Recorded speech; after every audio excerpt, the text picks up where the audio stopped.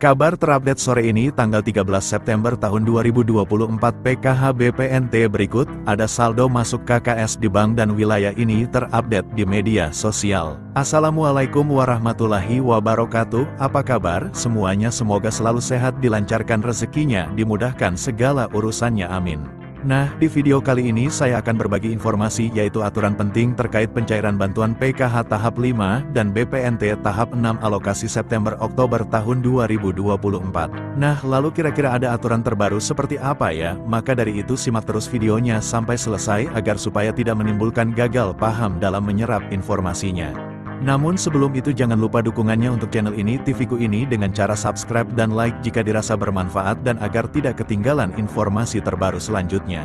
Bagi yang subscribe semoga selalu sehat, dilancarkan rezekinya, dimudahkan segala urusannya, dan menjadi orang sukses di masa depan, amin.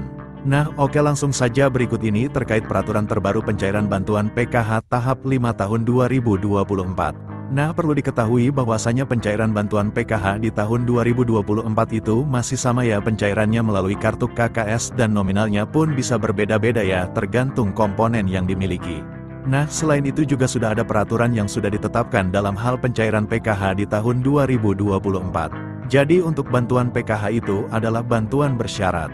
Jadi harus memiliki komponen PKH seperti anak balita, kemudian anak sekolah SD, anak sekolah SMP, anak sekolah SMA. Kemudian penyandang disabilitas berat dan juga komponen PKH lansia, serta komponen ibu hamil. Nah, kemudian ini ada beberapa kriteria untuk menentukan bantuan PKH BPNT-nya bisa cair atau tidak.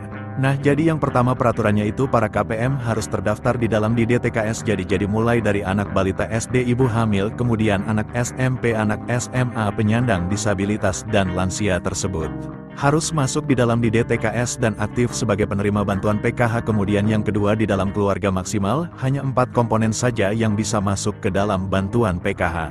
Kemudian yang ketiga, prioritas bantuan PKH yang memiliki komponen datanya itu harus aktif ya, dan padan antara di DTKS dengan Dukcapil.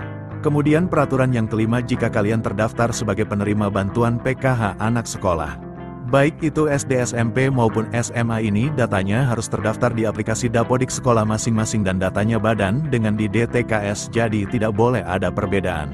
Selanjutnya, yang keenam, untuk komponen PKH balita yang disebut sebagai komponen PKH balita itu adalah hingga anak yang kedua saja ya.